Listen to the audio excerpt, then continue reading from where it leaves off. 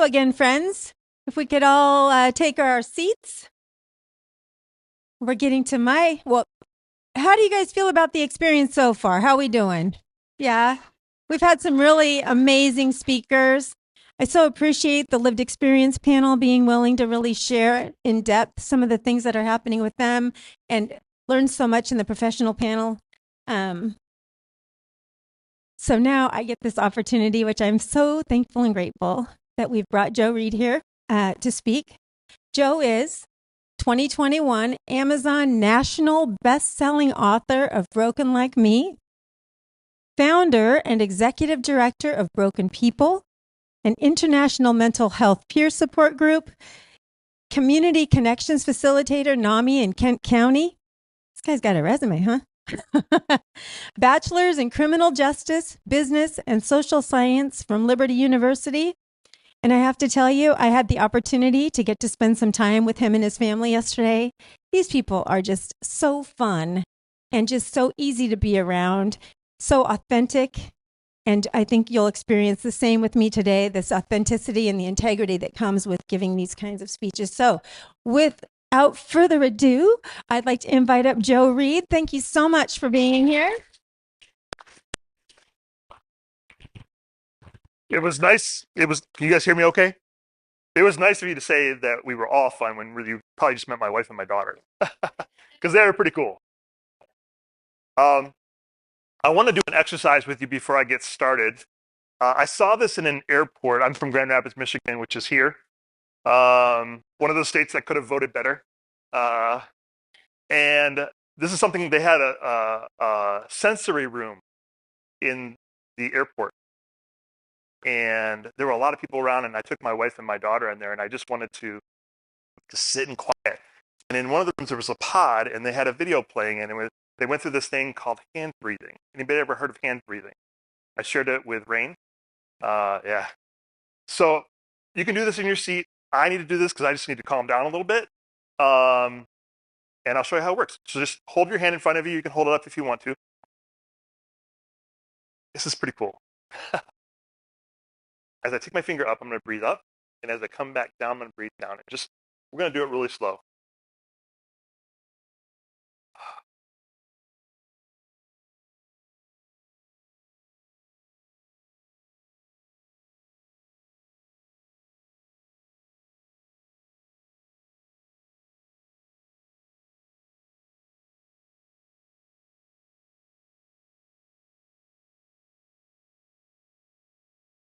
Like I do the square breathing at home, like 4 seconds in, hold it 4 seconds, breathe out for 4 seconds.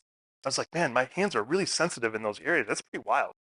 I want to thank Kim, Laura. Laura did an amazing job of working to bring me here. I was at the International CEIT conference in Indianapolis last year.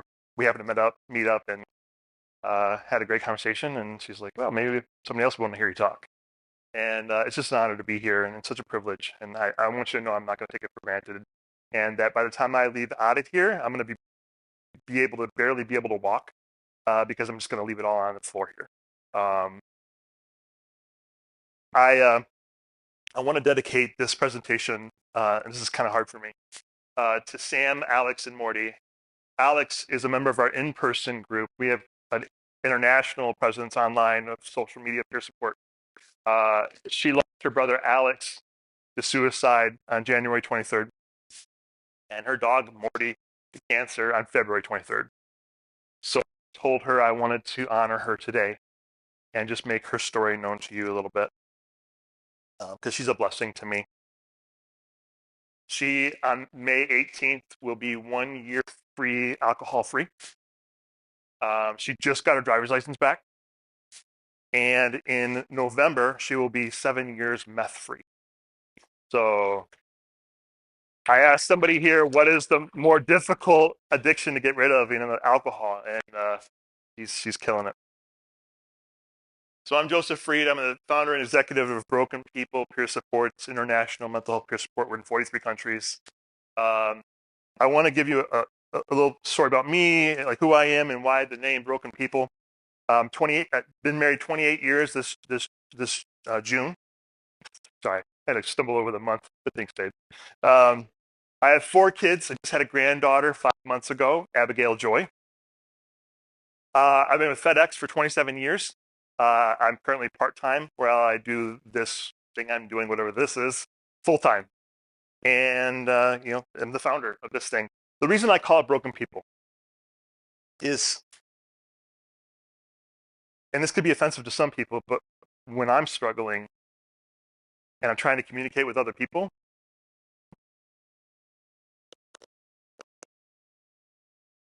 broken is just how I feel. And I thought, and you'll hear my story, I wonder if there are people out there that feel broken like me. And can I do something about that? So that's why the name is there. It's not to cause shame or anything like that. It's just, it's my way of connecting with other people that feel that way. Our presentation today, and can we just laugh every time I make a little noise or something? Yeah, thanks. That way it makes me feel like I'm funny and it's not just a string. Forward is the presentation I'm going to share with you today. When you don't know what to do, when you don't know what direction to go, and you feel like you're at your wit's end, forward is forward. I am going to be talking about some very heavy, dark stuff. So please know that I will be addressing suicide. Yeah. And what I'm going to be giving you today are 4 words to move forward, which is basically a lie. It's 4 groups of 4 words to move forward, but that's really long to say. So we're going to find where you are going, how to get there, and find a move forward. What these 4 ways of move forward are meant to be is a tool for you. How to find something that works for you. But also I'm also going to share with you a way to use it for somebody you love. Because more often than not, the question I get at the end of a presentation is, what do I do for my son? What do I do for my boyfriend? What do I do for so-and-so? And I'm going to not even wait for the question answer time. But in order to get started, let's play a game. Anybody Lord of the Rings fans out there? J.R.R. Tolkien? Anybody? Okay, well, we'll just try it out and see how it goes. You have to just guess if it's a Tolkien character or an antidepressant. And then you get candy. But you don't have to get it right. You just have to guess, okay? Raise your hand, because I don't want to discourage anybody. And please raise your hand, even if you don't know, just do it.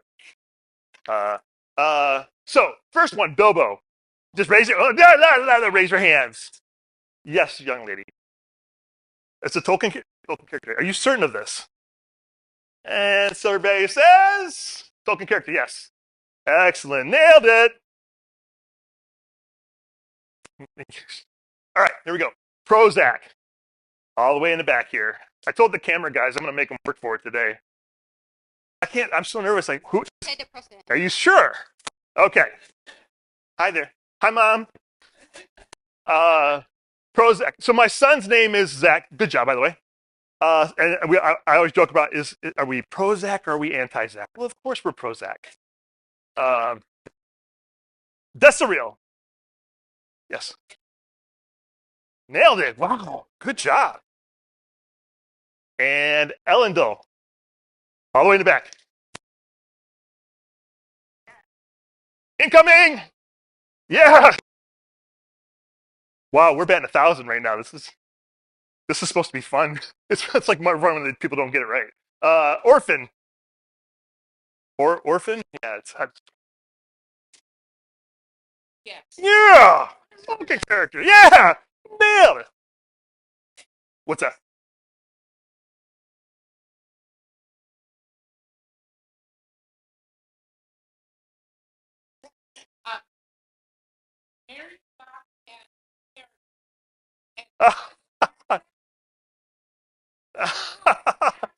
My daughter, who's back there selling my books, her kitten name is Chicken. All right. Cledial. And. Okay, over here, back here. I saw you raise your hand like you know. Can you answer this one for me? Yeah. Wow, thank you for raising your hand. Antidepressant. Right? I know, it's crazy. Coming over here for the next one. Elrenon. Who hand? Can you answer this for me? The Tolkien character? Come on. Oh, antidepressant. Oh, that's okay. You still get candy. Arrest her. Arrest her. I don't even know her. Who was in this one? Yes. Thank you for being here today. I'm Joe. Hi, Gene. A pleasure meeting you. How are you doing? All right. Tolkien character. Gore. Escalith. It's a Bible. You talk like about like you know that. Nailed it. Wow. Good job. Finarfin. Oh, yeah. No. No, it's okay. We're here. Tolkien character. Oh, nice. Wow, we did like 8 out of 10. Okay, let's talk about the Silmarillion for a second. My son wanted me to read The Hobbit with him. So I read my wife every night, and I was reading my kids every night. And I could barely make it through The Hobbit without like the pronunciation. My reading level is way low. And I have the Silmarillion. My son journals in Dwarvish, so we can't read it. So it's so wild. So, why I do this? I'm not going to throw something in my presentation that's purposeless and meaningless. Well, I might do that for fun, but I get nervous. I'm like really nervous, and it's kind of funny. And I'm feeling safer with you guys because you're kind of working with me here. But the one thing about medications is it can lead to distrust between the care needer and the caregiver when you feel like you're being experimented on, when you don't know what you're being given, why you're being given it, and what's going to happen after you take it. And for some people, medication is a lifesaver. No, I went to a police academy in Wisconsin, and I was like, some people, lifesaver? For some people, medication is a candy. And I'm like, no, it's a lifesaver. Like, come on. The cop said it's a candy. You're like, no. Cops, I tell you. What does mental illness look like? Let's talk about signs, symptoms, and what are some issues it causes. So I just want to give you an opportunity. What are some signs and symptoms you've either experienced or you've seen, or some of the issues it may cause in your life? So highly interactive here. Yeah.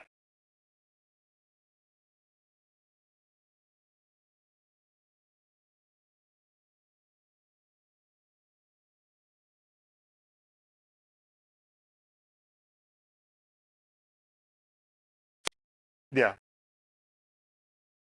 Oh, wow. Wow. Thank you for sharing that. What's another one? Sign and symptom of some for you? It's in the back in the black sweater. Panic attacks. Yep.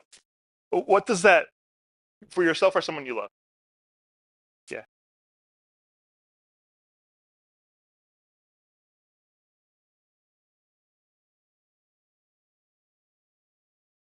Thank you for sharing that. That's a more common experience than gets talked about.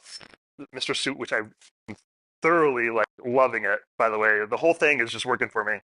Uh, Chronic fatigue. Yep, exactly. And you have, yeah, I'm sorry. No, no, you're right. Exactly. Like, who was it? You said, I'm sorry. Like, why do you have to apologize? But we do that, right? Like, did you have your hand raised?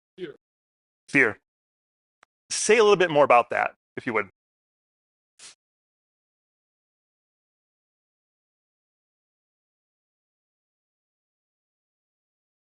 Yeah. And they don't do nothing. Like, they get stuck in that fear, right? Sometimes. And that's why I have this do it scared. Right, right. Yeah. And I like right now, I'm like, I could easily stay home and not be here, but I'm just like, I'm going to come here and I'm going to do it scared and then hope, like, I hope everybody likes me. But also, it's like, I'm going to fly back to Michigan. And um, so, because we have a lot of members all over the country, the world, I wanted to give you some of my experiences with members of the group and their symptoms, signs, and issues that that's caused. We have a member of the organization who deals with trichotillomania. Anybody familiar with that? In the back, yes. What is trichotillomania? Compulsive hair pulling. Also, they will eat the hair. Sometimes, yes. Not always. Person that believed that their wife was an alien and trying to kill them. We had a person in our group who dealt with, whenever they got in a really quiet, relaxing place, they would pick their scabs, and they would have the same scab for 6 months, and they would just go back and just do it, and they would become so angry with themselves for doing something so gross as picking their scab over and over again. We have a person in our group who didn't take showers as a kid, maybe once a year if their mother made them, but the shower thing was just really, really tough for them. We have a person there that talks about having suicidal ideation every 10 minutes during a tough season of life. It just constant, never going away, always just the best way for you to deal with is just kill yourself. Because everything else is just too hard. Feeling like fear, it's just too hard. A person that was dealing with mental illness and was in a hospital and lost 7 days of their life because I did not lick a slug, by the way. My tongue is, there's a slug apparently you lick it and it makes your tongue numb. It sounds very numb, but lost 7 days of their life because they were so medicated. They were in the hospital, just couldn't remember it 7 days. We had a person in our group thought they were a cop for a week. And then another person in our group that they were hospitalized. And in the hospital, there was another gentleman walking up and down the hallways, kind of just talking to himself, didn't know what he was saying. But this other gentleman would go into a room and pull down his pants and sit on a bed. And then, when you get that, you pull the sheets up and it's nice and cool, but then it starts to warm, so you want to move a little bit. This guy would just be like, oh, the sheets are warm, so I'm going to pull up my pants and I'm going to go find another bed. So he would go around to different beds and sit on them and pull his pants down. Well, our member that was in the hospital didn't like that. None of the other patients liked it, so they told the nurses. Nurses were great. They went to this gentleman, tried to help him down to a safer room for this guy that was pulling down his pants. And the guy that was doing this got really scared and started to wrestle. So with some special nurse jitsu, they got the guy down and they were fighting. They were just trying to maintain some kind of calm. And one of the nurses yelled out, he's grabbing my hand and he's pulling it towards his mouth. And our member group was at the door where this was happening. And our guy was just like, hey, just calm down. And the gentleman on the floor screaming, help me, help me, help me. He was so scared. And the nurses were scared. And one of the nurses at the end was a female nurse, yells at our member was in this room. She's like, shut the door, stop talking to him. And so my member guy was like, sure, whatever you say, ma'am. And he starts bracing the door. All the time was screaming. And the male nurse at the head of the gentleman that was pulling his hand, he's got my finger in his mouth. And you hear a crunch. And then you hear a... And the finger landed in front of my member's door. And all hell broke loose. There were sirens. There were people having panic attacks down the hallway. In a place that you want to feel safe, but you feel so threatened. And then the police showed up, and this is kind of tattooed on the guy, my member's brain. This is over. When the cop got in there and he took control of the situation, this is over. And the peace that was felt in that space when that happened. And we got another member of our group that was a national best-selling author. So what does mental illness look like?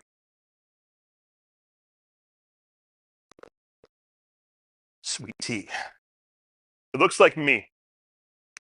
Every one of those things is my story. I was sitting over here next to my wife and Nancy, pulling my hairs out, not because I wanted to. A lot of times I don't even know I'm doing it. Just anxious. And a lot of times my shirt had hairs on it, like, oh, wait, I'm anxious. I didn't know I was anxious until I saw all the hairs on my shirt. We'll talk about my time in law enforcement in a little bit.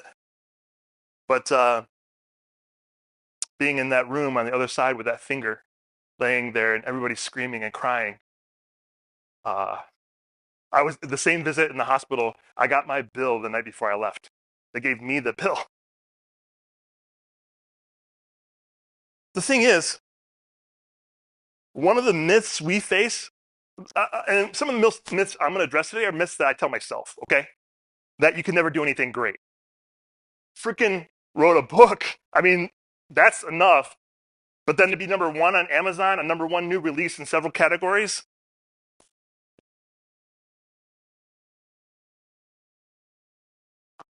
So I've been taking medication for 20 years. I have Prozac 20 milligrams. That's the one I've been on for the most. Wellbutrin 150. I tried to go off a couple months ago, and just working out more and everything. Obviously, I was working out more. Thank you. Well, you noticed, right? And I have another one, Evastatin, because I have 3 arteries that are more than 75% blocked. Is there stigma related to medication? I was a cop for GRPD. A little bit more about that later. For a week. Can you imagine the shame associated with that? When you work 3 years, graduated 3rd in my academy. But I did something pretty cool. I have 3 books out. I have 2 books that are out there, and I have a workbook for people that are incarcerated. So if you have any questions about that, you can talk to me after. In fact, I'm going to be here as long as anybody needs me to be here to talk to me later today. Like, I'm literally just not going to leave. So if you feel like, oh, I don't want to waste his time, please do. Please come up to me. And I lead an international nonprofit. Like, how does this happen? Dude, you right there leading the nonprofit, right? What's your name? Yeah. Heck, man. And your voice? Can I clone that? That's beautiful. What does mental illness look like? This is my friend Nathan. It looks like my friend Nathan. He obviously we're twins. I'll let you decide who's the better looking one. Best friend, worship pastor, my church, larger than life guy. You ever heard the quote, hurt people? Yeah, the thing is like what I've experienced in my life after like I started this whole journey of outing myself a little bit is that hurt people help you because we understand the pain and the agony of going through what we're going through and having nobody there to do a damn thing. Nathan adopted 8 kids. And he was a broken guy. And he tried to fill those cracks with other broken people. And it never quite got there. I want to give you, this is crazy. I don't know, like this is a national show or something, but I want to give you an idea of his personality because it's pretty funny. He's a great guy. This is some kind of like, he had the, like, there were a bunch of people dancing to actually be on the TV and compete, and he got voted as the one to dance during the actual show. Anybody who know who these people are? What show this is? What is it? Kelly Regis. That's my worship pastor buddy, Nathan. Big personality.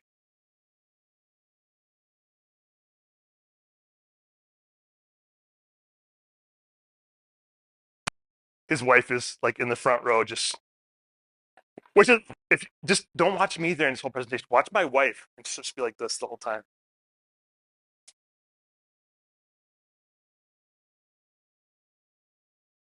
Yeah, so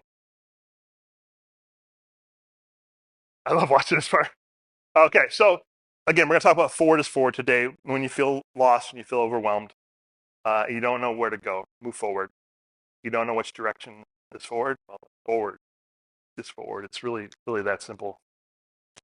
I don't want to give you 4 words to move forward, and I do all my notes in Sharpie because it's deep. Like I'm so nervous I can't see. Like I get tunnel vision, so this helps me to be able to see. Like what am I talking about? Find where you are is the first thing. All journeys start where you. I want to give you a story to explain how this works, why it works, and why it's important to what we're talking about here. My son David, we went wilderness camping in 2019 in the Huron Manistee National Forest. I live in Grand Rapids on the left-hand side bottom, and we were camping all the way up there. I think it's like, I don't know. It was a big, big national forest. And so I heard that there was a suspension bridge up here. So We were 2 miles off of any main road on a 2-track and 5 miles from the nearest cell signal. So my wife couldn't get a hold of us. It was probably a blessing for her. I couldn't call her and ask what to cook. When we wanted to look for a bridge, but there was a problem with trying to find that bridge right there. Can anybody guess what that problem is? It's always, where the heck am I? Because how do I start when I don't know where I'm at? Finding where we start is essential. Knowing where we wish we were or where we want to be doesn't help. I wish I was a little bit taller. I wish I was a baller. I can't believe I just did that. I don't even know what the song that is. It's your song. Yours is Drop It Like It's Hot. Yeah. So when you see that, you are here. It's like, oh, I have a destination. I know where I am. So 5 days in the wilderness. We are facing west.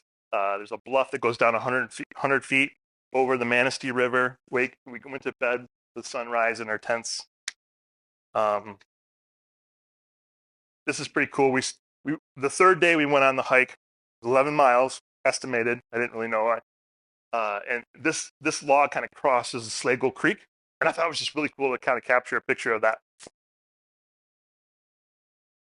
So here's David. I didn't realize this when we started off. I gave him a backpack. You guys are all really great to look at. So you make me feel very comfortable. Thank you for that. And I'm just going to say things. So yeah, his backpack was actually twice as heavy as mine. And I didn't realize that. And I didn't realize that I didn't know where we were when we started. I thought I knew where we were when we started, but we went down the wrong trail. And the trail here ended. And we were supposed to get on a North Country Trail. Anybody ever heard of the North Country Trail? It basically goes from Florida to Michigan. It's super long. It's super great. But we didn't start in the right place. And when we got to this end of the trail, my son got angry. Dad, you're dumb. This is my youngest son. And how did you do this? Like, what are we going to do? And I'm like, well, I know the river's here, and I know the North Trail's here. So if we just go east, eventually we're going to cross paths with it. So we go east. Well, I thought it was east. It was east-ish. And going through the ferns, going through the trees. And about, 4 or 5 minutes later, I just hear my son cussing me out. It's like, Dad, this is stupid. I just want to turn back. You MFer, what are we doing? Why are we even out here? You're an idiot. And he's like, if we don't find that trail in 1 more minute, I'm turning around. We found the trail in 30 seconds. I'm like, ha.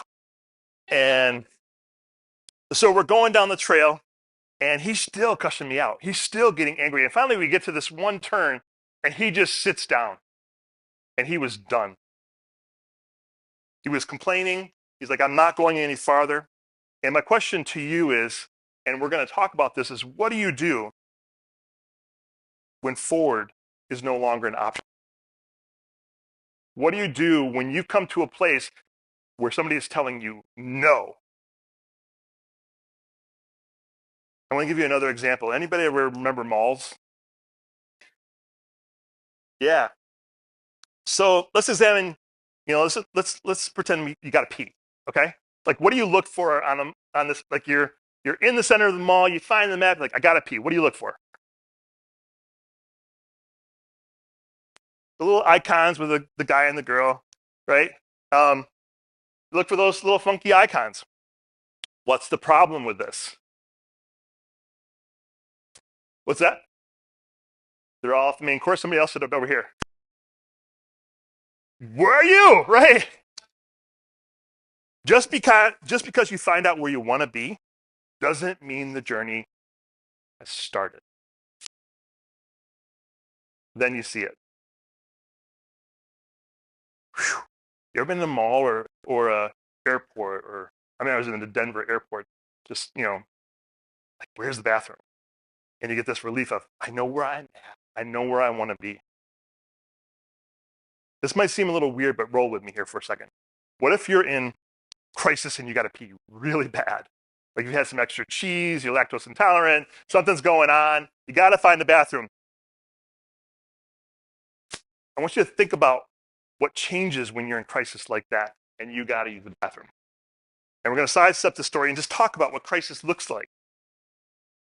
On this side of the room, I just like somebody to answer on this scale from 1 to 10, where are you today? Somebody. Yeah, where are you? Fantastic. I'd love to hear that. Very good. Anybody else?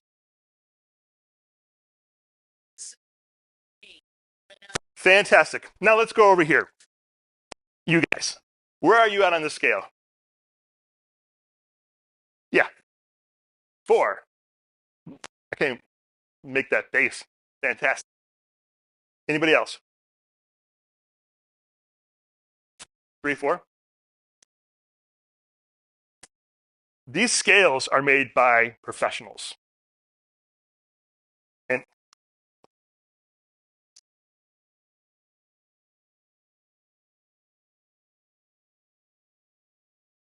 how we find where we are when we're in crisis and our ability to communicate it is so, so important. I was in a mental hospital with my son, the son that was on that trip. They gave him 2 sheets of paper. I call this the +1 scale. There's not a whole lot of room on here for feeling good, is there? There's like maybe 1 and 2. Like, that doesn't seem very fair to me for good feelings. At least this one gives you half the scale, right? They gave him 2 sheets of paper. One was this scale where 10 was great. At the very next sheet of paper, the very same moment, 1 was great and 10. You get somebody in their crisis and they want to tell you what's going on, but they don't have the words to say it. Throw this shit at them.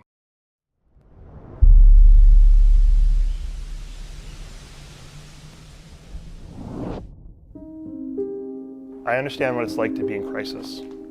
I understand what it's like to really struggle to let people know that you're not doing okay.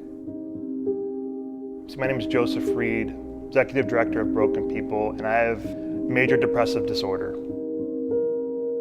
How do I tell my doctor I don't feel good enough? How do I tell my wife I don't feel good enough? And if it gets so bad that I'm wanting to hurt myself, how do I tell them that I want to do that? One of those things that really makes it hard for me is the way that the mental health community has created this breakdown in communication. And it's never worked for me. It's the 1 through 10 scale that you see whenever you go to your therapist or your doctor. And usually in this scale, 1 is good and 10 is bad, but you can also have 10 is good and 1 is bad. Just Google the mental health scale and see all the different answers you get and see all the different ideas. And that just didn't work for me. So I had to make my own scale to be able to communicate so people understand. And I made this scale. I call it the Joe scale, but I want you to use your name. And here's how it works. It's really simple. It goes from +10 to -10. If you're not doing well, guess which side of the scale you're on? The negative side, right? -10 is the worst possible situation. You're in the act of hurting yourself, of taking your life. A +10 is the best possible situation, what I refer to as a spiritual orgasm. It's fantastic. But there's 2 important numbers on this scale that I think that are lacking in other scales, and that's a crisis number, and we have a manic number. The crisis number is, hey, I need to go to the hospital, and I don't want to tell you all the things that are going on in my head right now. I can just say, I'm at this number, take me to get help. And then you have the manic number. You could be doing really, really great. And you could be in a sense of mania. And mania feels great, but you also can begin to have thoughts and habits that are really unhealthy for you and your loved ones. Ideas and commitments that just will overwhelm you and eventually will tank you and take you down to the negative side. If I'm at a +6, I can ask myself, wait a second, am I being manic? And then what you can do with that is if you're not manic and you're just feeling great, then you have to worry about falling all the way down to, crashing. But if you are manic, you can still feel great and put coping skills in place to be able to act as a safety net when you do fall. I did this because I needed something stupid proof to be able to tell my doctor and to tell my therapist when I'm struggling without telling them all the thoughts that are going on, because those are embarrassing, they're hard, they're scary, and I don't want to have them come out of my mouth. But when I'm stumbling for those words and I can tell them my mental health number, it makes my communication with you, with police officers, with doctors and friends and family so much more simple. It's time for a change. It's time for this disparity of communication to go away, and for you to be able to understand me and me to understand you, and for healing to happen. I want to thank you for taking the time to listen to my heart. This is just me being real. So thanks for watching this video.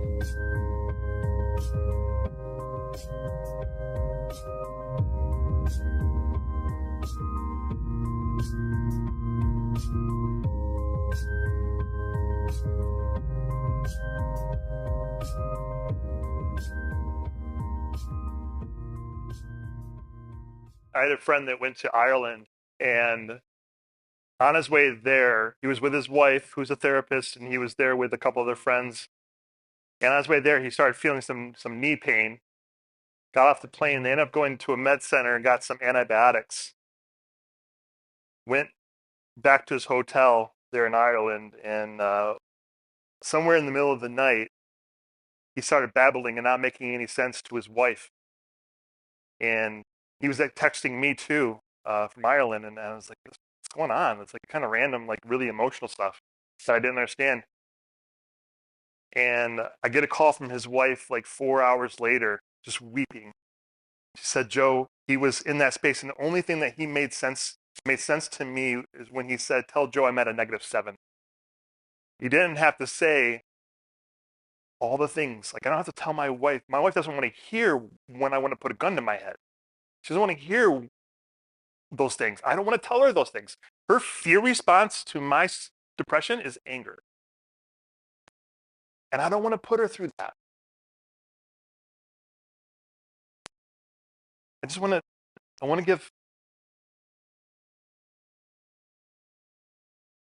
want people to understand me. And I want them to understand you. So if you go to my website, my scale, videos on there for free. Share it. There's a PDF on there that you can use with a therapist, and instructions on how to use the PDF, how to use this, if you want to. And maybe you can go to somebody and ask them, hey, can I get your number? And me not asking out for a date. It's me saying, just tell me where you are. I was coming out of church one day, and Bill said to me, how you doing? And I was doing all the emotional gymnastics. I had an argument with my wife, but we made it up, and then I kind of stressed about being at church. And he's like, whoa, Joe, can I get your number? Oh, I'm a 3. He's like, oh, you're good. And like, to be able to simplify freaking conversation by saying that one thing, I mean, geez, it's already complicated enough for me. I'm just speaking from my experience as a peer, and hoping that touches something for you. So the next 4 words to move forward is, where are you going? So when you're hungry, you should go eat something wherever, good place to eat. There's a chicken place I want to go to, or no, fish in Trinidad. Yeah, that's where we're going tomorrow. If you got to pee, oh, I'm so glad you know this. Just right through the hall down the way. So let's go back to the mall, because I want to bring this home, and hopefully let this make some sense to you. I've been over here a long time now. I'll walk over here, because this is good public speaking. Our wants and our needs determine our destination. And how do we decide, just in general, how do you decide on which bathroom to use? Come, the closest, right? Yeah. But when you're in crisis, how do you decide which bathroom to use? Say it again. Closest, right? No change. You choose the closest. You're in a bowel crisis. But how come when we're in a mental health crisis, do we change the rules and complicate it? And we say, I'm in crisis. I need to lose weight. I need to exercise. I need to pray more. I need better health. I need to be less selfish. And you want to go to all the bathrooms. What ends up happening when you're in crisis and mental health is you wet yourself.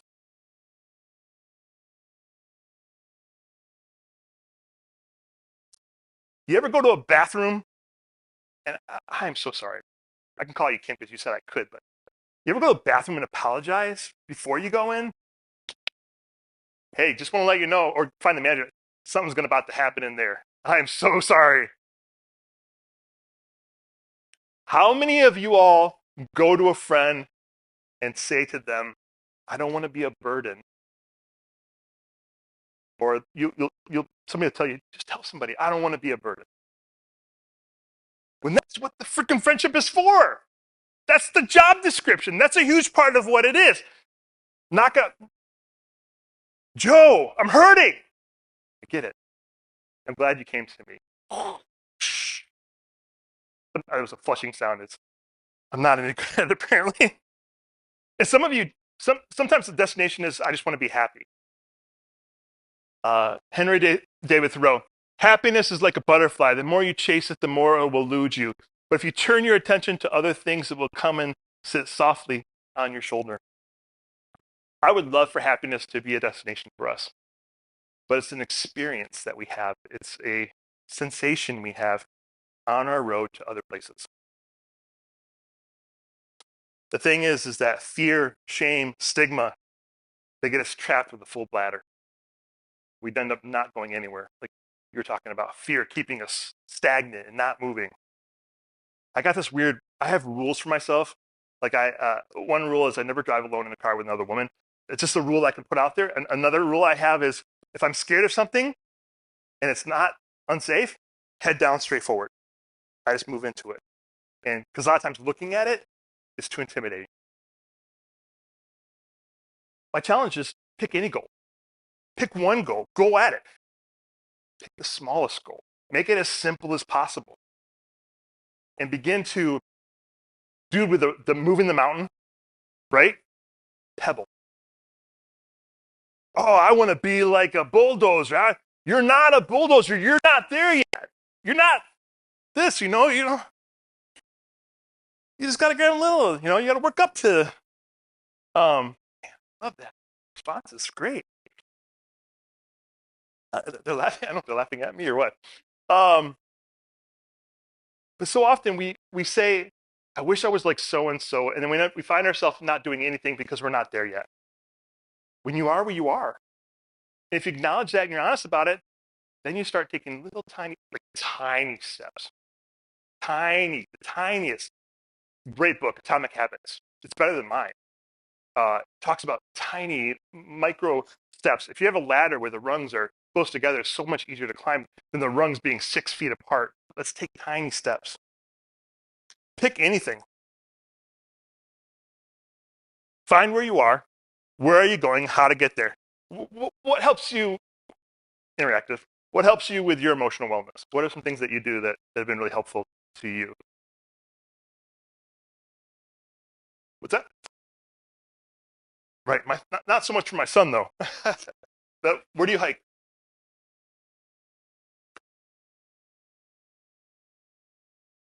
Yeah. I took my family to the Sequoia Park Zoo, and then we went out behind it, too.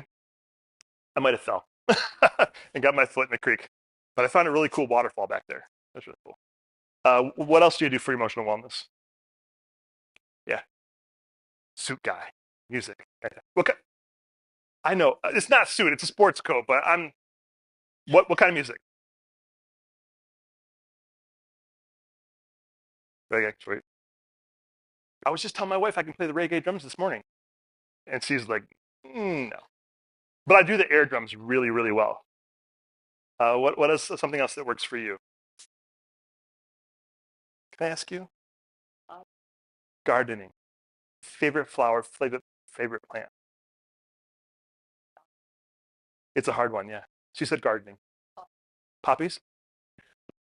I was gardening one time, and I'm not a gardener. I'm in Michigan, and I was like, I should get out and get the dirt in my hand. And was doing it because I knew I needed something different. And I went out there and I got stung by a bee. Like, are you serious? God's up there laughing. For my friend Sam, I mentioned earlier, she had this quote that was really helpful to her. Sail away from the safe harbor. For her, the safe harbor was alcohol, was meth.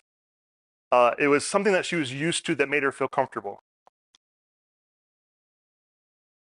One of the things I do is journal. Whenever I do a presentation, I try to look back in history of the day. This is May 4th, 2007, where I talk about, a lot of times my journals are just prayers. Lord, I'm so self-consumed. Why?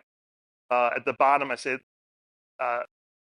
Jesus, when discouraging thoughts come in, and sometimes they do, like a flood, I'm giving them to you. Like, I don't remember what I was going through in this day, but be able to look back 18 years and say, I don't remember that.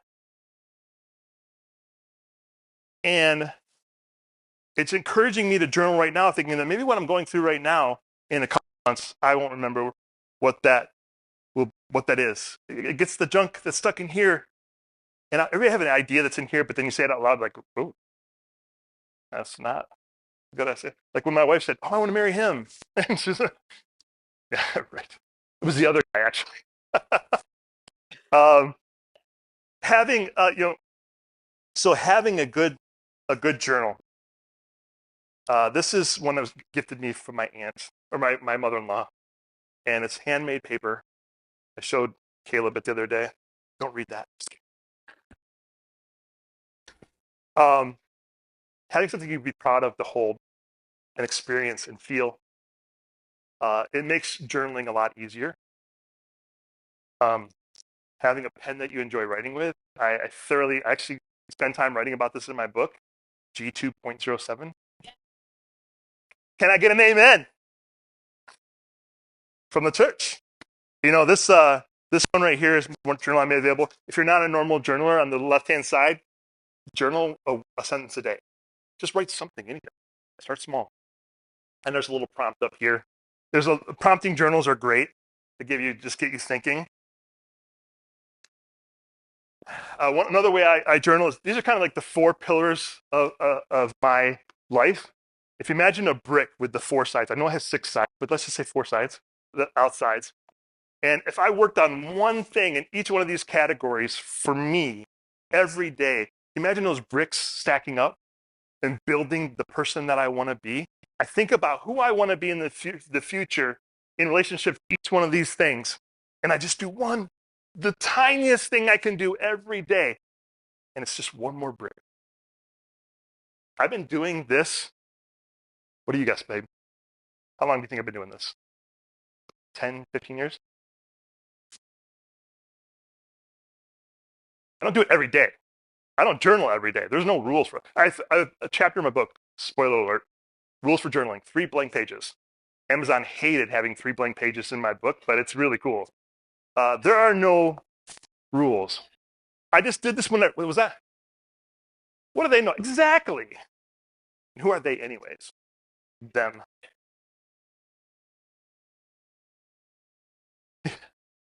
We need to bleep her out. Was that? That's good.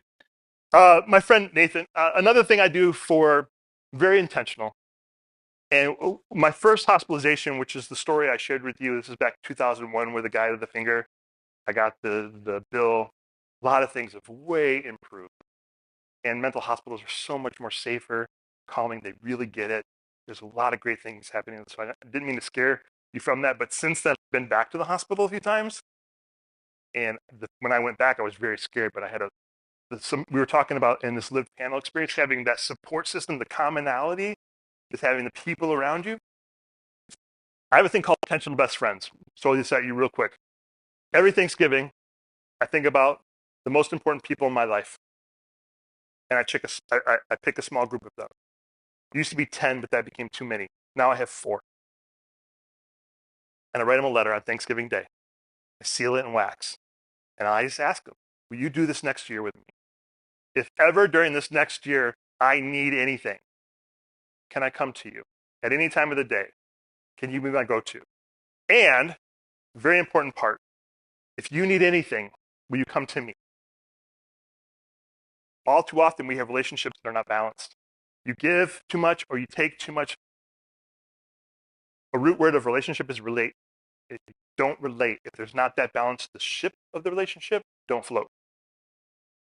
I don't need a therapist that's taking all my stuff, and I'm not a therapist and I can't take all your stuff. We need balance. And they either accept or I've only had it denied one time. And it was like in a letter to me, very thoughtful. And I've been doing this for 15 years.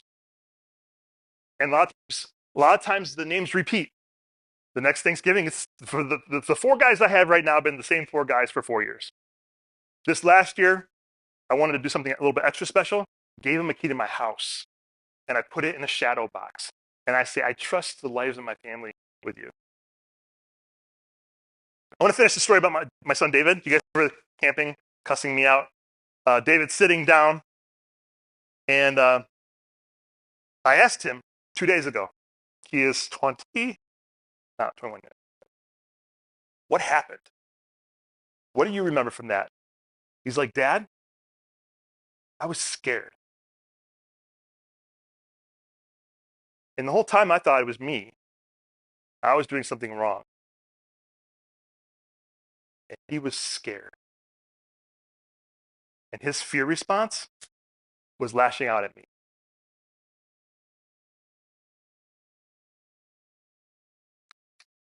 What do you do when forward is no longer an option? You find a new one. My son David, things are still hard. But when we got to that point in that trip where he's like, I'm not going any effing further, I had three things come to my mind, and I feel shame.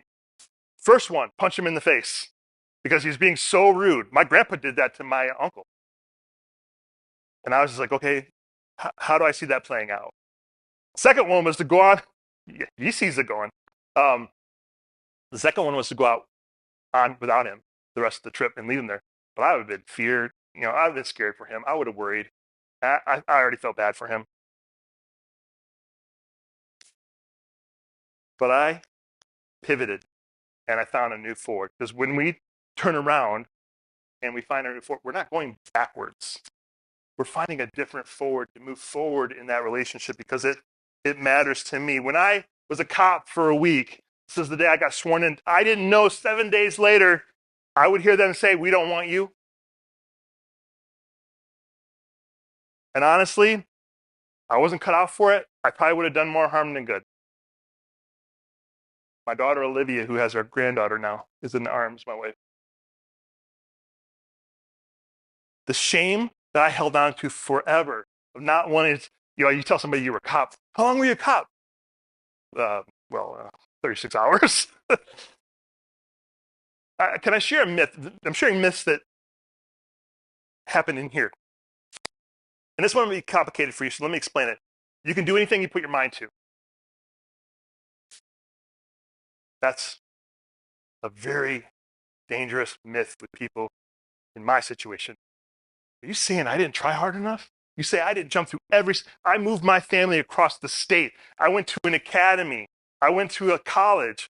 Like I worked long hours. I did things I never thought I could do. And you say I didn't try hard enough? I think you can do anything. I think you can try anything you put your mind to.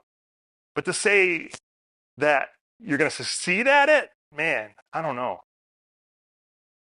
But the cool thing is, and this is just my perspective, is that God doesn't waste anything. And 20 years later, I would get a call from an academy having me come and share my story. And it wasn't until I brought up the picture of me being sworn in that they actually started listening. And in August of this year, I'm speaking at the International CIT Conference. I spoke this last year to a room of 230 cops from all different agencies. I got a standing ovation. I'm like, what? Like, and the acceptance I felt and the brotherhood that I felt from people that say, you know what, you were a cop to me. Like it just, there's a change happening, and I'm proud to be a part of it. The cops are going from a warrior mentality to being a guardian mentality, of being some people that care. It's happening slowly, but it's happening, and there are people that care, and we're trying to make a difference. And I'm bringing that on August.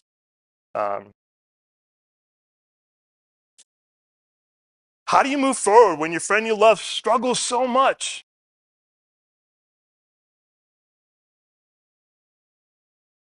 The picture of the hospital was his second attempt. This was his third.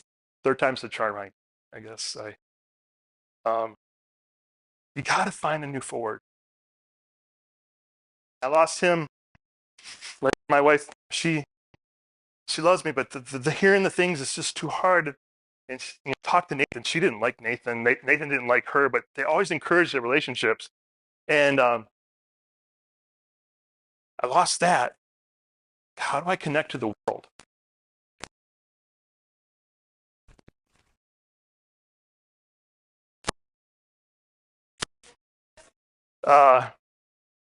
You are my Nathan.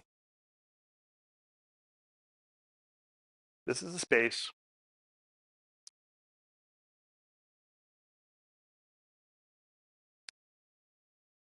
where I get to come and share with people that get it.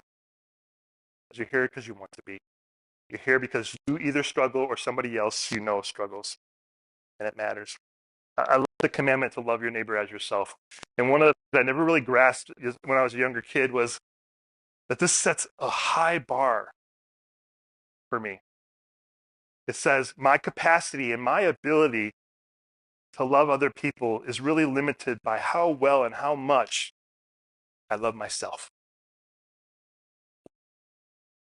Hurt people, help people. If I want to be more helpful to people, and I want to be able to give out more to people, then I need to be feeling into this more. I need to be caring for my family more. I need to be doing this more so I can be doing this more because I love this, because I miss Nathan.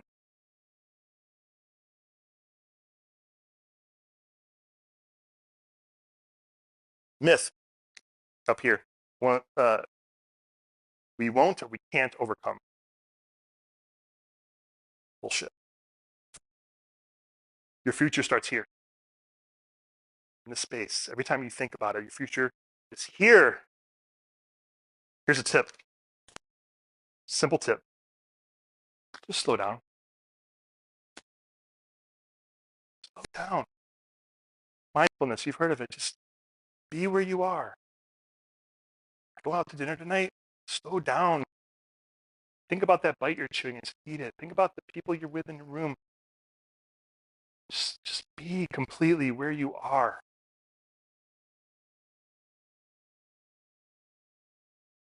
The world pushes and pushes and pushes us to be in a hurry to do what's next. And we forget to appreciate what's here. And for those of you who have loved ones, am I okay? I have to ask that because I'm like, am I okay? Because it's kind of quiet. Am I okay? Okay, good. All right. If I'm okay, you're okay. For your loved ones, how this can help them find where they are. What are their passions? Who are their friends? Where are they going? What do they want to do with their lives? It might look like their passions. What are they doing? My son, I mean, it's pretty obvious. He put a drum set down in our basement. He started a band. I made his logo for his band, just goofing off. He likes My Chemical Romance. He's going to the concert in Chicago. And I sent him a how-to drum for a song on YouTube. My birthday was April 13th. He didn't even say happy birthday to me. I got a grunt from him. I wasn't sad for me. That just let me know where he's at. When we slow down, we can pay attention and listen a little bit better. How do you support them? How to help them get there? How do you support them towards their healthy passion? Healthy passion. Don't try to turn them into your passion. Don't try to push them into the unhealthy passions. Like the drums. Like, I had this thought of, is there a cool glowing drum kit set? Like drumsticks, something? That's not this isn't actually drumming. When I was drumming this morning to Rega, it was actually kind of cooler. And number 4, find a new Ford. You're going to screw it up. You're going to make mistakes for this loved one. Try again. Try something different.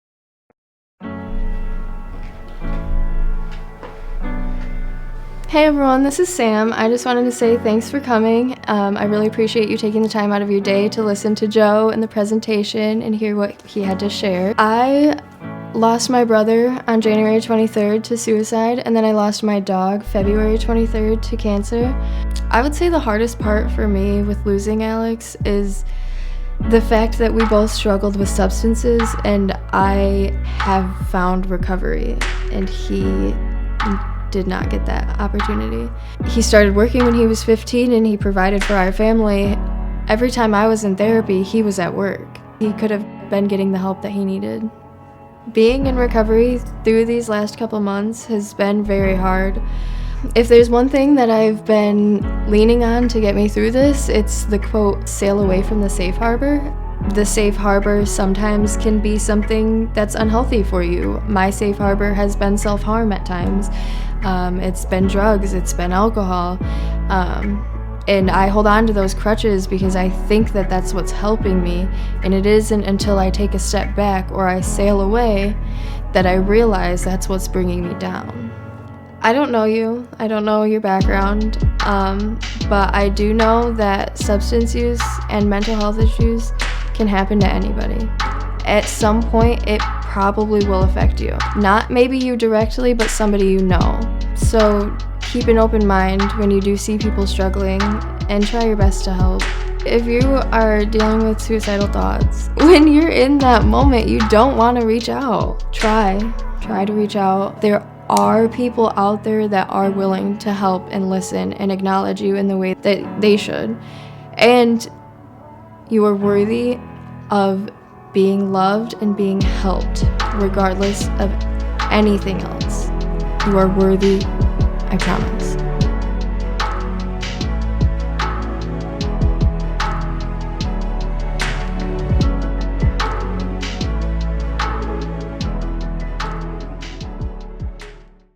I want to do something a little weird, which is basically the whole presentation. I want to give back to Sam. She's going to be celebrating 1 year of sobriety, and I was wondering if you're willing to help me.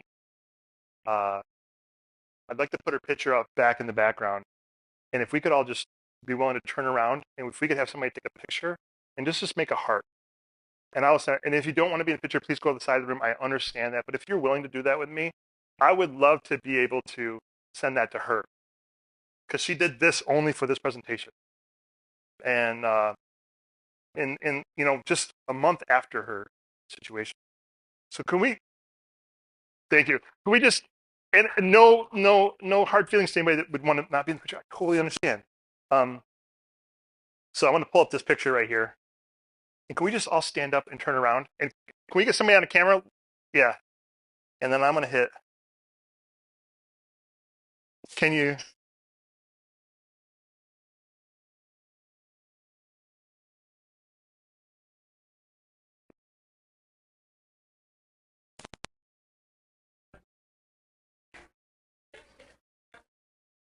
Yeah, the person with that stick to would have a great. Okay. Can anybody now? Everybody say awkward. On three. 1, 2, 3. She's got an iPhone. Can tell. Give me a thumbs up when we're ready, or when we're done. Okay. We good? One more. Una más. This really is going to be cool for her. So she doesn't know I'm doing this, and I'm going to send it to her as soon as I leave here. Yeah.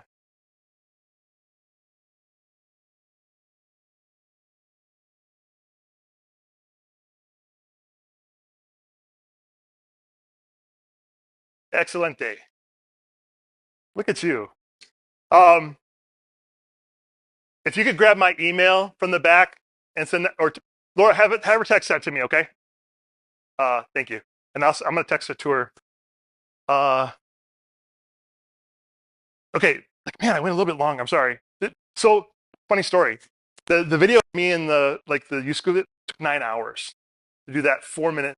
So you think, oh, Joe's amazing. He could talk. No, it took me 9 hours, and I was crying most of the time. So this doesn't come easy. I show you the cut versions, but man, my life is hard. Q&A. My wife and yes, honey.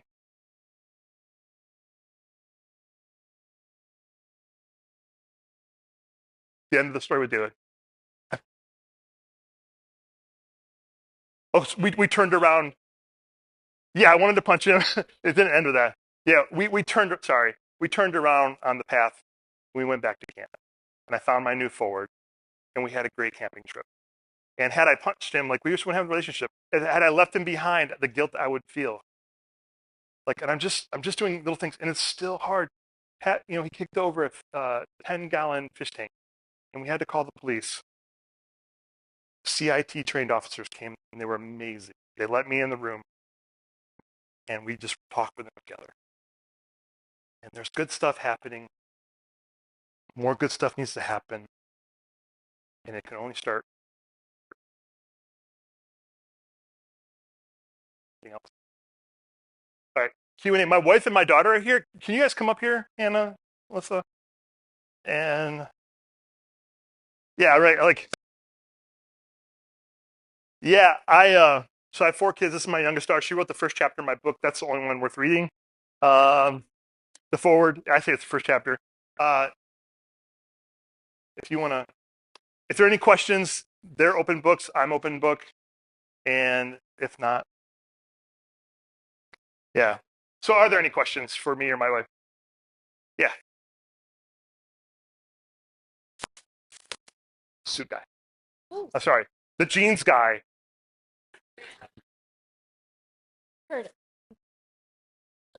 Curtis. Thank you. This is kind of a two-parter. One is the logo is really interesting. Is there any significance behind that, or what's the context of your logo? And second, you talked a lot about language today, and I'm just curious if there's any terms talking about mental health, like your presentation included mental health illness. Are there any other terms of describing mental health needs in the mainstream that you find problematic, or dated? Depends on who's saying it. So the logo is just people helping people, reaching out a hand to anybody else to grab it. Oh, man, dated. I want to say something, and this may be offensive to some of you. It's swearing. But I think we don't allow. So I started my support group in a church, and I had 2 rules. The first rule was nobody dominates the conversation. So I'm pretty good at that. Second rule was you can say fuck. And people will just not know how to express themselves. So I just want them to be able to say whatever they need to say, and then just puke it out, and then we can try to work at figuring out what that means. And I guess for somebody like me who struggles, I'm not a clinician, we will always 100% point people to the professionals. But for people in my shoes, it's all fair game. Say, this is how I'm struggling. From a professional side, I don't want to speak to that. I don't know. Sometimes I just feel fucked up. Sometimes I feel broken. That's the best answer I have. Yes, two-part question before too. There are outdated words. Yeah, like there are, and we're learning them every day, and I think that's it's almost hard to keep up sometimes. Things that my daughter and I just watched The Breakfast Club last night. It was her first time seeing it, and I'm watching it, and I'm going, "Ooh, good movie." But some of that didn't age well, right?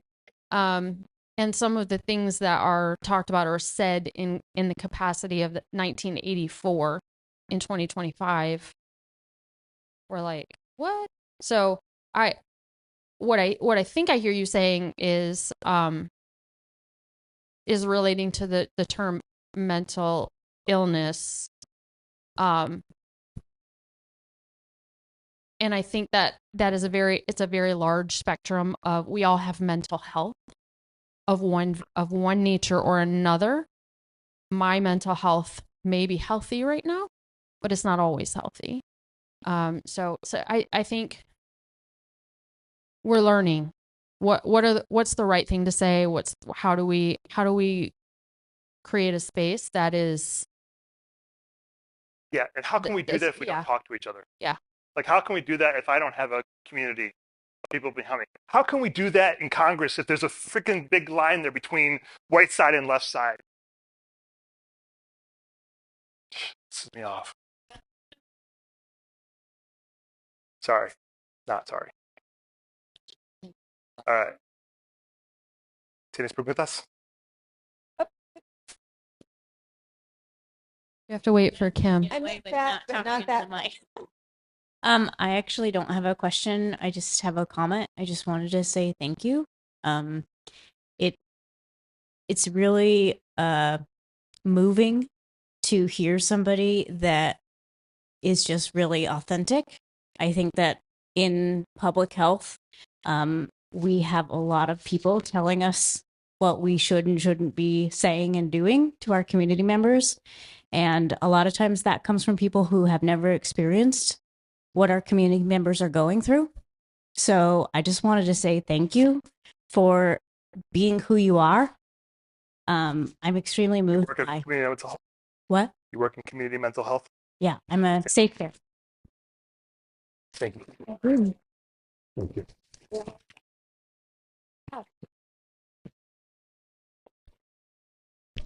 I'll hug everyone if I'm going to get clapped. Yeah. ¿Tiene más? Oh. Yes, the guy in the green shirt in the back, stunningly handsome.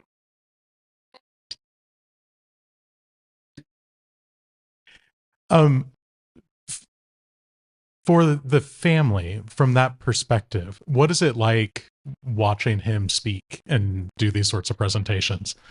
Oh, Lordy. Worms? I cry every time. The journey, he said we've been married 28 years. And the journey from 21-year-old Joe and Melissa to where he's at now, and seeing all the struggles along the way build into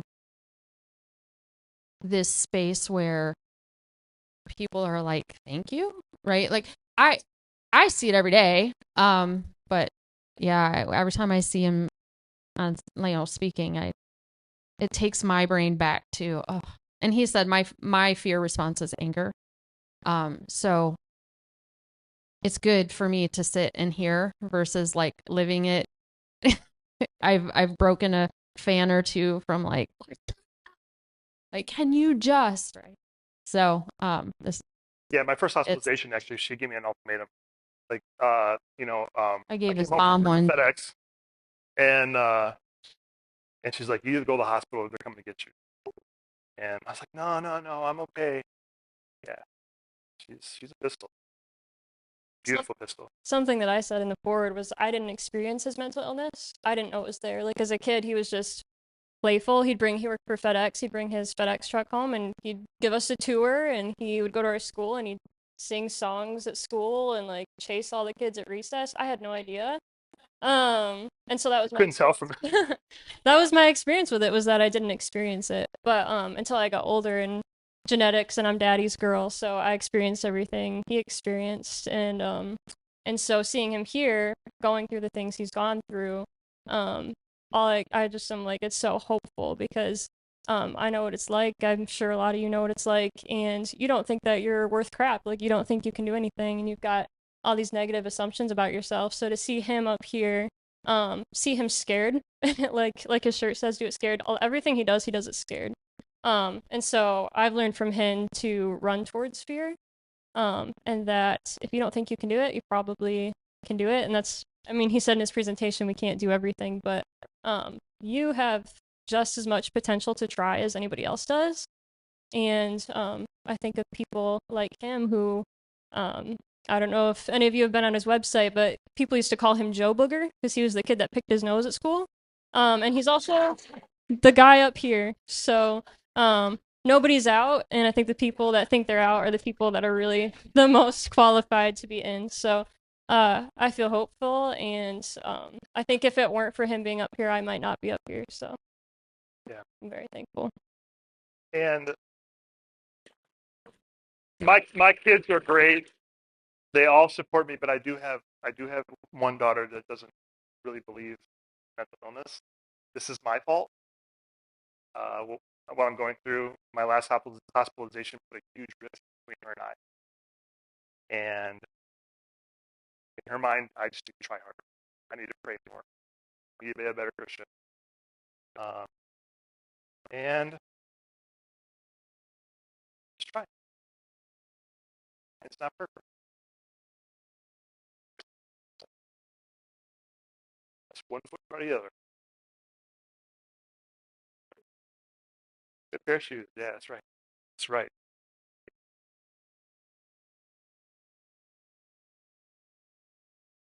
Doctrine. Your pastor calls it the doctrine, right foot, left foot. I'd love another question. I'd love something that was really hard. If you got something that's irking you, I would love to hear you say, I didn't like your presentation. You have a problem with it. Like I'm okay with that. Because we all have opinions, and I love you. Are you gonna say you don't like my presentation? Because we just had dinner together. Question here. Okay, can we start with her and then come back to you? Okay. Yes. Yeah. Sorry, I'm just wondering, how did your marriage survive? Because that's a hard thing. It really is. You first, her opinion, and then my opinion. No, go ahead. Yeah. Plug your ears. No. Very carefully. Right. When there was my backstory a little bit is that my parents are divorced. They divorced when I was in middle school. So if you know about middle school student or children, like really, really traumatizing time of life to begin with, hormones, all the things, and then that trauma, right? So, and his parents were not divorced, but really never talked to each other. Like it was just very right. So I think we started very, very, very early in our marriage and just made a commitment that divorce was not a word we would use. It was either do or die. And so we've just done it. Like, I don't know. There's not a magic key. We've been in therapy together. We just continue to commit and continue to love. And, we've got 4 incredible kids and a grandbaby out of it. So, I mean, yeah. And let me just tell you that if I would have been an abusive husband, first she would have kicked my ass and she would have left. But that wasn't the case. Like, yes, I would have left. It's pretty impressive. For me, I've always been an empath, and to my detriment sometimes. And I wake up, I don't journal every day, but every day I literally wake up and say, what can I do that's more selfless and loving towards my wife or my kids today? And God has been such a huge part of my story. And I don't know. I don't know if that's for real or not, but I lean on that. I lean on my friends, and I'm pretty honest with my wife. And that whole idea of on your grave, when you're dying, what do you want to remember, And I feel like the people that are in proximity closest to me, I want to invest, like literally, like they live with me. I want to invest more into them. And then I've got my intentional best friends, that circle of 4, super tight. I can guarantee you that at least 2 of my 4 texted me during my presentation to ask what my mental health scale number was. Guarantee it. They check with me every day. I was just gonna get my knee proposed to you again, but I'm just not that cheesy. I am that cheesy, but I'm a romantic, and we're opposites, so. Yeah, opposites helps. And I have the things that I love and I do, and he has things that he loves and he does, and we kind of let ourselves have our own identity outside of Being able to laugh at ourselves has been a huge part. That's something I had to learn. I took everything personal. She had to walk on eggshells for a very long time. And I've had to do some growing and maturing. I was a 21-year-old married man. And man, my brain didn't hit adulthood until I was like 35. Didn't know sarcasm. I still don't speak sarcasm. Know how to interpret sarcasm. Yeah. So let's just be honest. It's my daughter that keeps us together. Yeah. Does that help at all? I mean, it's a lot of just take it slow. And I just do the next right thing in front of me, because 2 days ahead of me, I can't. That's just too much for me. When I started in FedEx and I'm driving my truck and to think I got to be doing this for another 10 years, I don't know. But I can just deliver this next package. I can just wake up in the morning, go around to her side of the bed and say, I love you, give her a kiss, and go off to work. I can just do right then. And Leah. So one of the major issues of families is they have a loved one with no insight. There's anosognosia, and I'm not sick, I don't need help. Yeah. So I was wondering, when Joe was ill at the beginning, that was a real common thread. And I had a nightmare that I had woke up in a mental hospital and I was tied to a bed, and I shared the dream with him. And that's the first time that Joe had some insight. He picked up the Harry Potter book and said, Mom, see Harry Potter falling through these colors? That's what mania is like for me. And he started talking about what was going on. For you, did you get insight over a long period of time, quickly? What was your journey with insight? Do you understand what she's asking? Yeah. Can you reword it for me? I'm sorry. She's asking what the journey to understanding your mental wellness was. So and I think a little bit, so he told you that I gave him an ultimatum the first time. Right. Did that help? It got him on some pretty heavy medications that he flushed down the toilet a month later. Yeah. So no, not necessarily. It was still a long journey from there. I think the eye-opening moment was the second time he went to the hospital. Yeah. He had a really good therapist before that who started teaching him DBT therapy. Social skills for dummies. Social skills for dummies, yeah. So the DBT was very, very helpful in helping him understand how his brain was working and how to communicate. And how to communicate. Checklist, literally. How do I ask for what I want? The second time in the hospital, though, from 2001 to 2000, what was it, 10? It was 12 when I went. 2012, the mental health community, that had changed so much. And so it was, yes, let's find you the right medications that help stabilize, but then let's teach you.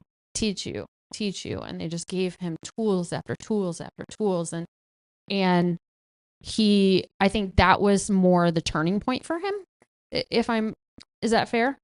Definitely. And just to add a little bit more to that, so when I went to the hospital that second time, my wife, Nathan, and my pastor went with me because I didn't feel safe. I didn't trust it. Obviously, I'm not going to feel safe. There were a lot of things that happened at that first visit that I didn't mention. And they went in with me, and they walked around with me to make me, in the sensation room at the Grand Rapids Airport, where they had the finger thing I was doing there. They had a little spot where kids can see what it's like walking through the corridor to get to the airplane, preparing them for that experience with the seats actually at the end of it, so it wasn't so nerve-wracking. Nathan being so open about his struggle, when he came into my life around 2011,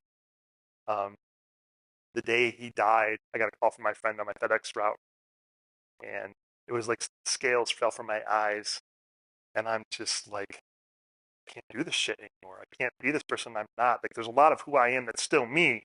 There's a lot of things I try to put on just to fit in where I fit in. I'm fucking tired of it. So Nathan was a huge part of that. Having relationships like you brought up, man, it's powerful. The short answer is it was slow. Slow, yeah, very, very slow.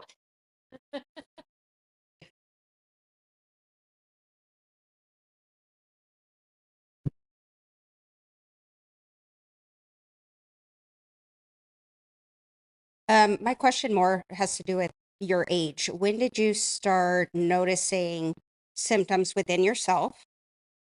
How old were you when you were diagnosed? And how old were you when you had your first hospitalization? Excellent question. Can I ask you a question before I answer that? Yes. Why?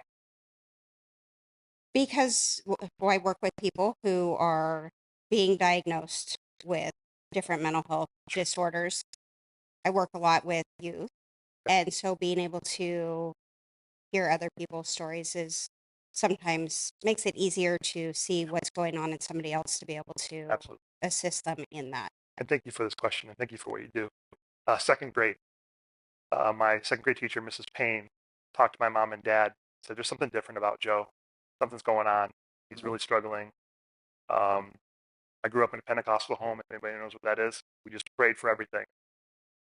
And that big myth, mental illness is a spiritual battle.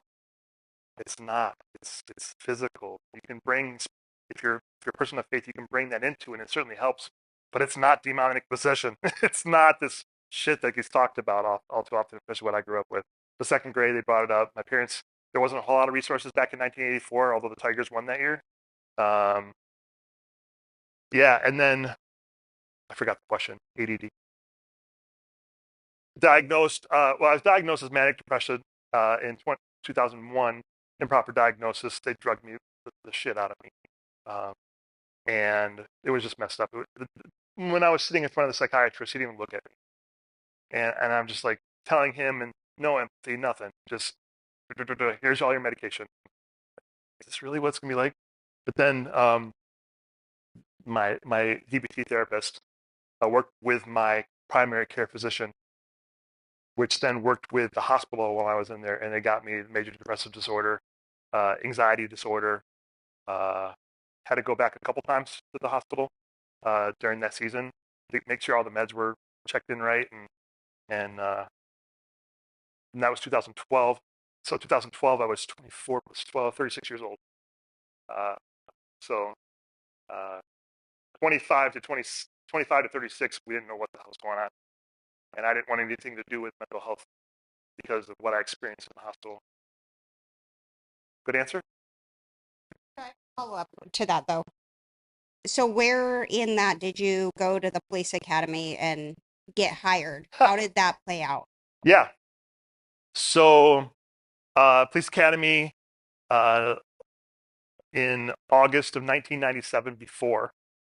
So my wife was pregnant, and I lived in Detroit. She lived in Flint. Ever heard of the Flint water crisis?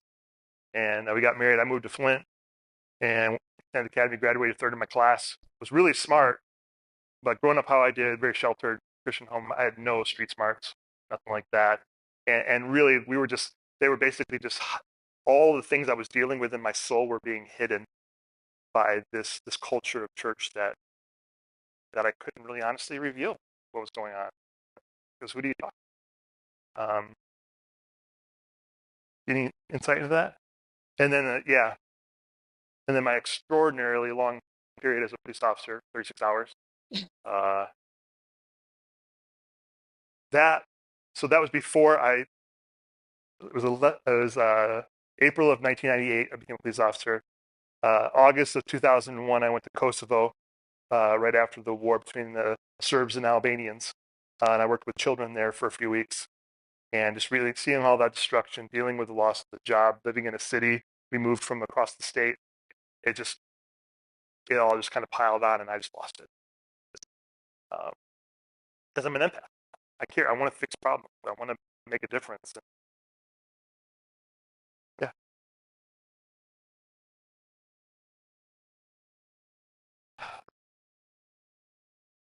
What was the journey of starting Broken People? When did that happen? How did you know you wanted to do it? Question. Thank you. And yeah. Okay, so this is the tattoo of my friend Nathan. He had this on his arm. But it was right here. It was really ugly. It was black and red. I was like, I want to get the. He got it because his friend got shot and murdered in Muskegon, and I got it, but I wanted to look cool. But I didn't want the same kind of tattoo as two dead guys. So I'm like, I'm gonna get it, and then get an open casket. So all his kids are running around. You could write on sticky notes, and we put it in the coffin with him. And the only thing I could think of to write on the sticky note was "I promise." And where this started with me was when he died. I knew right where I was, just like with 9/11 for a lot of you. You knew where you were when that happened. And immediately, I just started writing. My wife worked at Starbucks. There was a guy that came there from a ministry publishing company. And he's like, he started partnering with me, writing a book. And he's like, you can publish with a church. You can start these ministries. We need more ministries. We need better people to run the ministries we have, because there's just shit out there. And I don't want to be pigeonholed, because I know there's people that are going through what I'm going through that would never drive in the freaking parking lot of a church, and shouldn't drive in the parking lot of a church, because churches have some stuff going on, some of them. And it's in that moment, right when he died, and I got that call, was the clearest call from God I ever got. Was it's time to hang up the shit that I've been living and start to be more authentically real. I've been journaling for years. I got 50 journals at home, and I've just been writing. So now it's like, what have I been? How did I survive? And how did he? Like, what did I do? And I was just like, these are the skills I have. The mental health scale, how I do friendship, the way that I journal with God, Health, Family, Joe. And then this guy comes to me, he's like, well, I'll start a thing. I'll start a thing where I see, and I'll call it broken people. And I know that can be offensive, but maybe there's other people out there that feel broken, and maybe they'll join.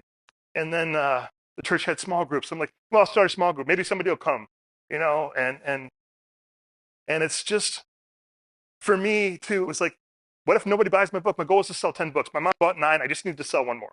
I didn't know if anybody would ever show up. The thing is, I show up. This guy right here leads that nonprofit. So impressive, man. You show up because it's who you are. It's your life. It's your existence. This is the only way I feel like I can make any difference. Yeah. The moment I got that call, I just took off. And I don't. It's just, yeah. It might be a weird thing to say, but I never feel like God pushes anybody to do anything. I kind of feel like the Holy Spirit was just like a gentle breeze, just kind of holding my hand, pushing me forward. And I felt like genuine goodness from that. Yeah. Good answer? Truthful answer. Look at you. No bad answers. Are you a therapist? My therapist is having a baby right now. Yeah, so I'm without a therapist actually, she's giving me her boss. So been doing therapy for 20 years. So it's great. Yeah. Thank you so much. Again, do you have a question? Okay. All right. I'm going to be here. I'm going to stand right up here. You want an autograph book? You want just to talk? Literally, I'll be here till 9 o'clock if you need me to be. Don't think you're holding me out. Don't apologize for saying I don't want to be a burden. Yeah. Well, okay.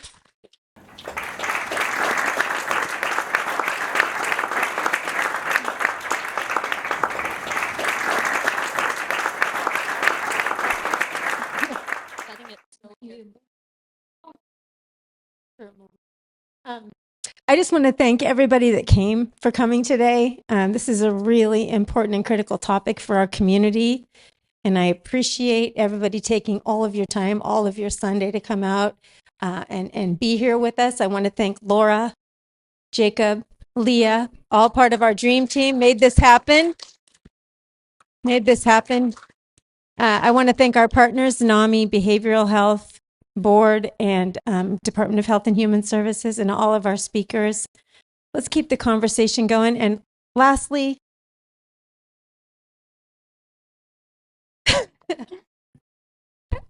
I hate it when that happens to me. Thank you, Joe.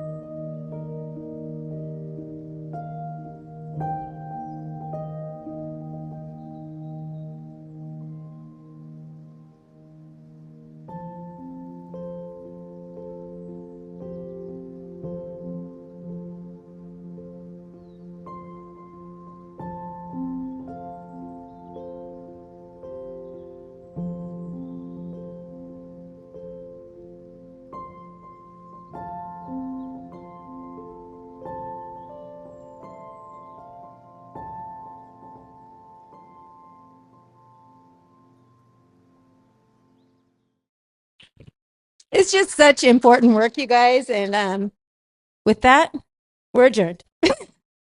Toodles.